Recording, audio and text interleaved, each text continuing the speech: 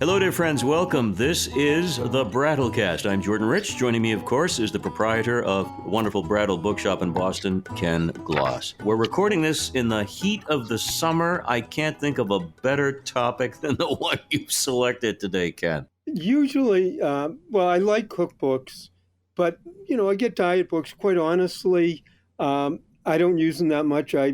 Just between what I do at work and what I do at work, at home with working out, walking, and so on, I tend to keep my weight down. So I'm fortunate in that. Matter of fact, my tuxedo that I bought back when Kevin White was mayor of Boston still fits perfectly. Now, for You people and who I are don't the know what same here. Kevin White was, that goes back a good 30, 40 years. But Well, you and I are of the same metabolism, so we are the ones hated by the others who cannot lose weight.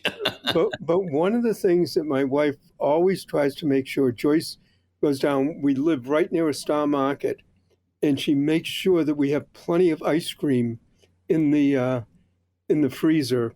I enjoy it. I like it, and whenever we travel, I like finding a good ice cream store, and they're Mhm. few and far between. It's amazing. Mhm. But what I didn't realize was for people who want to go on diets, I just found this book called Ice Cream Diets, and it's not about just eating ice cream. It's about dieting on ice cream. You got to fill us in with more of this because this could revolutionize the Ozempic issue and Well, take it off the table. it could revolutionize it. This was done in 1946, and I have a feeling if it really, really worked well, we would have had it. We would have had it already. But I'm reading through this. It was done in 1946, so it's just after, and the first chapter is ice cream as a food, I'm and liking it already. it's telling you how good is the principle of any reducing diet is simply to obtain adequate nourishment while keeping the daily intake of calories low. And ice cream, contrary to popular belief, is a low calorie food. That I wish there were a time capsule we could go back and interview this author. And a regular serving, uh, one fat scoop, which is 2/3 of a cup or 1/6 of a quart of vanilla ice cream, furnishes only 200 calories compared to 350 in the average wedge of apple pie, or mm, 460 in 3 oatmeal cookies, or 250 in a serving of raspberry sherbet. Sherbet contains much more sugar than ice cream and much less food value. So you can get the idea of how this goes on. And I was one of them that I particularly liked. I mean, I opened it up and looked at it gives you daily meals. Like, for instance, on Thursday, breakfast, grapefruit juice, 1 cup, one slice of buttered toast, tea, and coffee. That's the morning. Lunch, vegetable salad, cup leftover cooked vegetables or chopped raw vegetables with low calorie mayonnaise. wow. And then one popover, 2/3 of a cup of ice cream, and tea or coffee. And I really love the idea if you're having a serving of ice cream, you have to have low calorie mayonnaise. I mean, it's and every day it's like this. And then it has the 10-day wonder diet where you have literally ice cream times a day and you lose a pound a day. So you lose 10 pounds in 10 days. I'm guessing there's a bit about calcium and the fact that it's dairy and dairy's good for you somewhere Yeah, in there. oh, that's absolutely in there. Yeah. It's a wonderful food. And who would want to drink a whole quart of milk every day? That would get boring. Exactly. So When you you can have have ice ice cream. cream. Doesn't make any difference what flavor ice cream you have. Uh, I guess one of my problems with this diet would be if I needed it, it would be like a potato chip. Like try eating one scoop. You just anyway. Should It goes on, and it lists the different types of diets that you can do. Um, and you can go to the soda fountain at the drugstore, and you mm. can have a very good lunch or dinner along with. They always have a scoop of ice cream for you.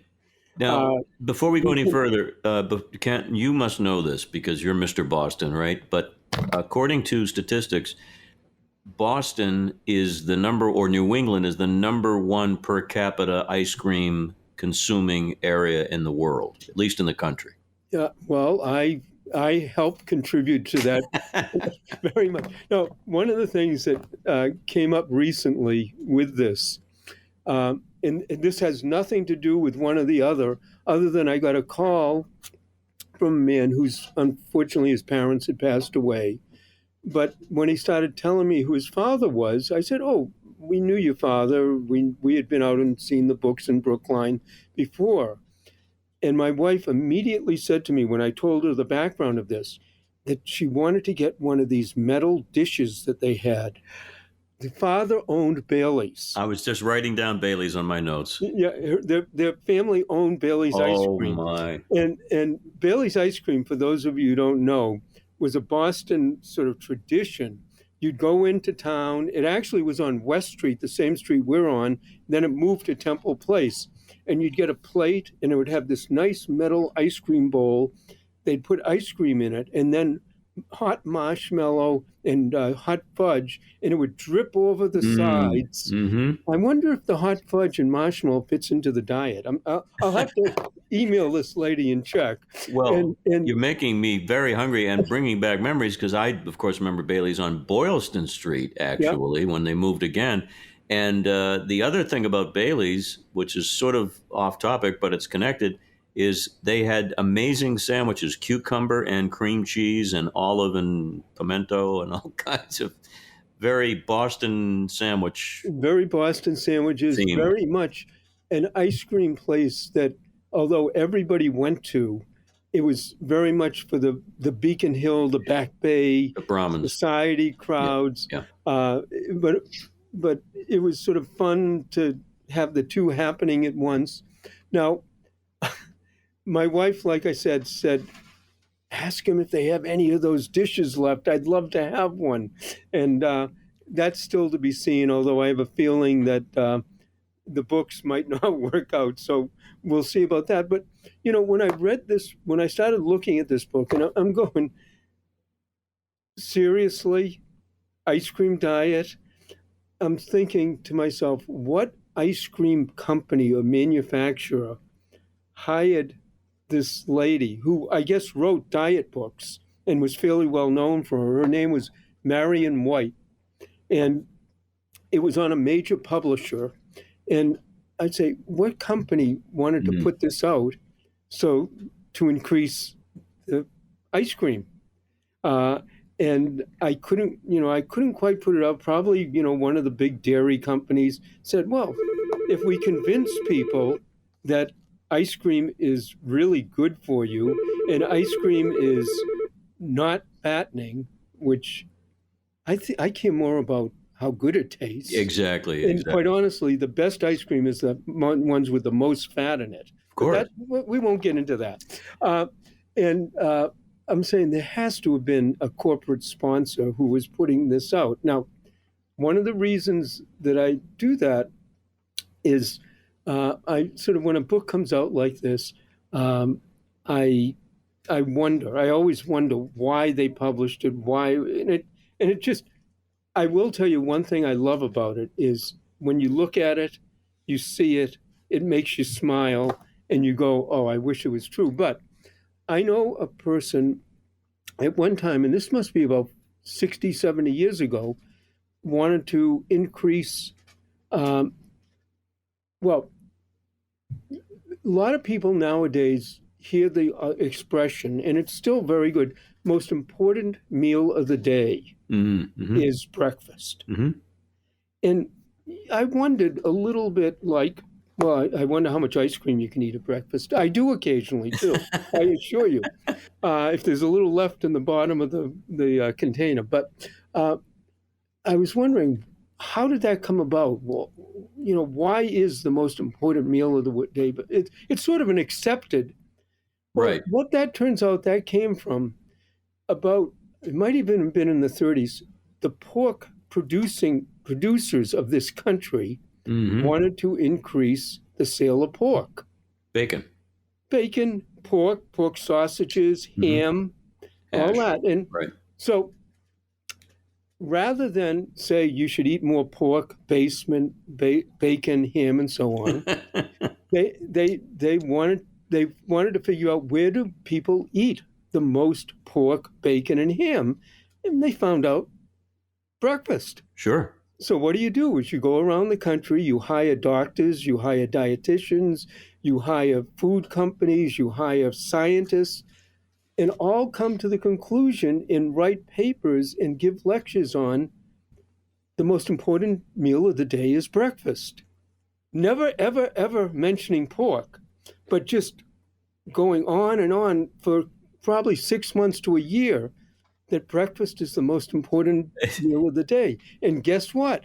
If people start eating more and bigger breakfasts, they eat more pork. Exactly. Well, And as you pork say sales that, go through the roof. as you say that, I can't help but think about the 1950s when you had maybe actors portraying doctors, or maybe doctors themselves promoting cigarettes. I mean, this kind of thing happens throughout the culture. It's happening now in social media all over the place. But I think you're right. And a book like the ice cream book that we're talking about, which is such a conversation piece. That's why it's so much fun to talk about it. And do people have a penchant to look for books like this? Have you Oh, noticed? yeah, absolutely. When people like books that just make you smile. Now, before the pandemic, my wife and I, we downsized to an apartment. But when we lived in the house, we had a kitchen that had a bookshelf in it. And it wasn't the cookbook bookshelf. It was just a bookshelf. We put knickknacks and so on. And my wife started a little collection of cookbooks. Murder by Chocolate, how Death by Murder. All of the books were about murdering people by their dinners, which was right at the dinner table. So, people smiled. They still had dinner at our house. I couldn't convince them that some of them, she's serious. But no, people do love books that they look at and you can just smile and say, this is fun. And quite honestly, one of the things that I thought about this, wouldn't it be fun to go out and start a collection of books? The cookie diet book, the Pizza I'll diet. bet you there's a whole series of books out there that you could collect on dieting, that when you look at the titles and you look at the books, you go, what? Well, Wait a minute.